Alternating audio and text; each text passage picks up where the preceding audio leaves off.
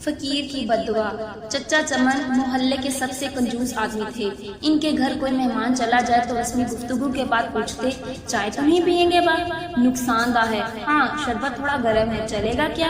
Cake biscuit वाली दुकान अभी बंद पड़ी है, क्या करूँ? समोसे वाला तो अभी तेल गर्म कर रहा है, काफी वक्त लगेगा, आप कहाँ इतनी देर बैठेंगे? वगैरह वगैरह। मेहमान बेचारा ये सुनकर शर्मिंदा हो जाता।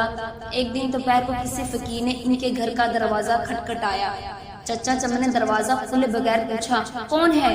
फकीर बोला, बेटा मेहरबानी करो, मुझे 10 रुपए दे दो, मेरे पास सालन है, रोटी लेकर खा लूंगा। जाओ जाओ, दफा हो जाओ, नहीं है मेरे पास पैसे। पता नहीं कहाँ से ऐसे बेकार लोग आ जाते हैं मांगने के लिए, खाने से दिल नहीं भरता। चचा चमन ने बेचारे फकीर को खूब बातें सुनाई। फकीर मायूस हो गया।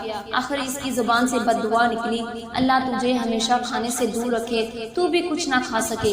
इतना कहकर वो चला गया। चंद रोज बाद चचा चमन के मेदे में शदीद दर्द उठा। दर्द इतना शदीद था कि वो तड़प तड़प उठे।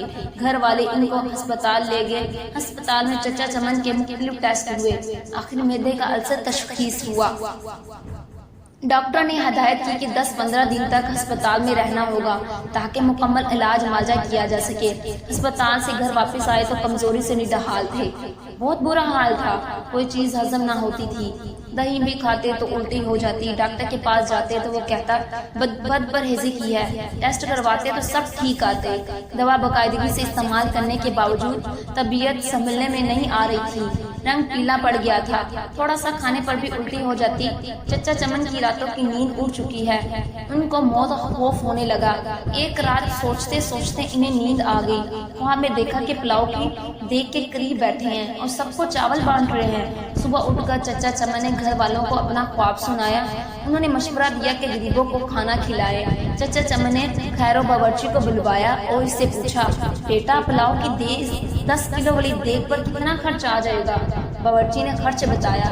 चचा चमन 10 किलो की देग पर होने वाले खर्च का सुनकर बड़े परेशान हो गए, लेकिन भी सोचा कि शायद खैरात करने में मैं ठीक हो जाऊं। उन्होंने इतवार की एक दोपहर को मुश्किल महल्ला आखिर तय कर ही लिया।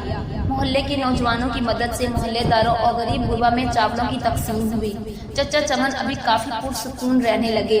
तबीयत भी कदरे बेहतर महसूस होने लगी। लेकिन जब इस फकीर का ख्याल आता तो फिर वही मनहूस दर्द शुरू हो जाता। यूं ही कई दिन बीत गए।